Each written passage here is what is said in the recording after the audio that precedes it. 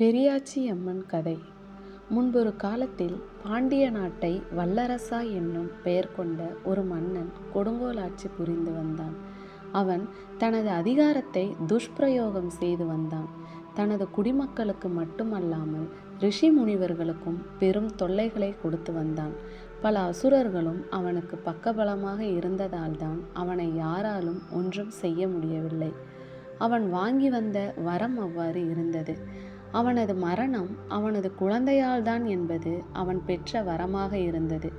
அதாவது, அவனுக்கு பிறக்க இருந்த குழந்தை பிரசவம் ஆனதும் அந்த குழந்தையின் உடல் உடனே பூமியை தொட்டுவிட்டால் அவன் அழிந்து விடுவான். அவனது நாடும் அழிந்துவிடும். மேலும் அவனது குழந்தையே அவனுக்கு மரணத்தை ஏற்படுத்தி தரும். மாறாக அது பூமியை தொடாமல் ஒரு நாள் இருந்துவிட்டால் அதற்கு பிறகு ஒன்றும் ஆகாது. இதுதான் அவன் வாங்கி வந்த வரம். ஆனால் அவனுக்கு வெகு காலம் வரை குழந்தை பிறக்கவில்லை. பிறகு ஒரு முறை மனைவி கர்ப்பவதியானாள். பிறக்கும் குழந்தை பூமியை உடனே தொட்டுவிட்டால் தனக்கு மரணம் சம்பவிக்கும் என்றாலும் அந்த சாபம் தோல்வியடைந்து விட்டால் அதற்கு பிறகு தனக்கு ஆபத்து கிடையாது என்பதை தெரிந்து இருந்தவன் என்ன செய்வது என தவித்தான்.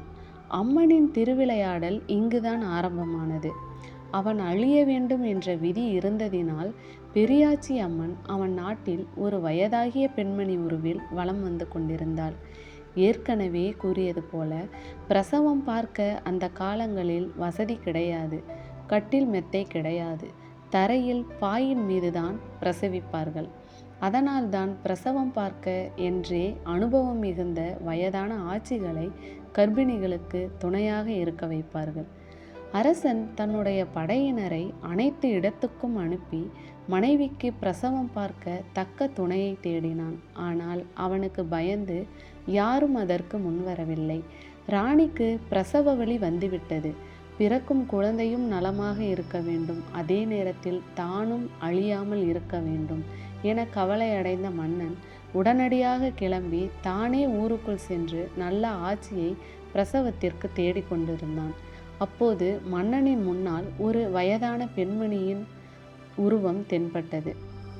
அந்த வயதான பெண்மணியின் உருவில் இருந்தவர் பெரியாச்சி அம்மன்.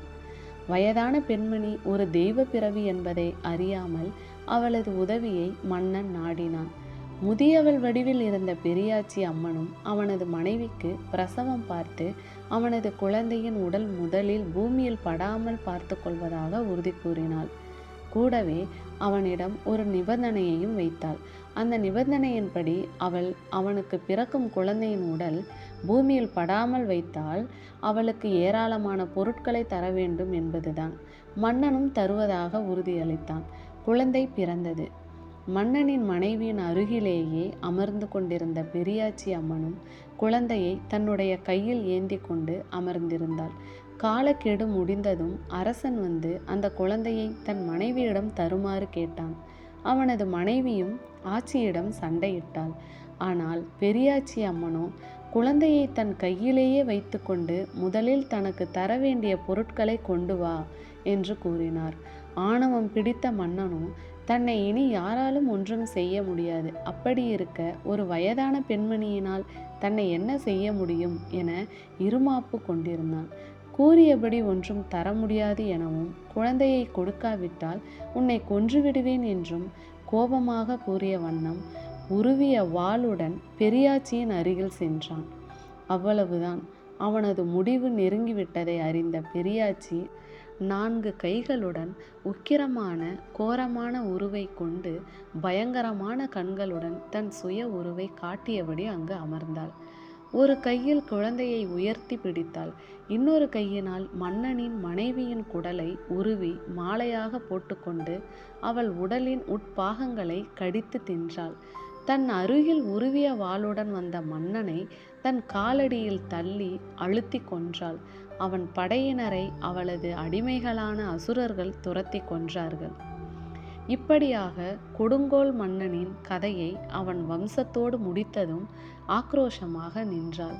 அவளை நோக்கி கைகூப்பி நின்ற மக்கள் அனைவரும் அம்மனிடம் கோபத்தை தணித்து கொள்ளுமாறு வேண்டினர். தங்களை காத்தருள வேண்டும் என்றும் கேட்டுக்கொண்டனர். அம்மனும் கோபம் தணிந்து தன்னை பற்றிய உண்மையை கூறினார். தான் காளியின் அவதாரம் எனவும், தன்னை துதித்து வணங்கி வந்தால் தான் குடிகொள்ளும் ஊரை காப்பேன் எனவும், கர்ப்பிணிகளுக்கு சுகப்பிரசவமாகவும் அவர்களுக்கு பிறக்கும் குழந்தைகள் நன்கு வளரவும் தான் உதவுவேன் என்றும், அவர்களுடைய குழந்தைகளுக்கு தானே பாதுகாவலராக இருப்பேன் எனவும் உறுதி தந்தாள்.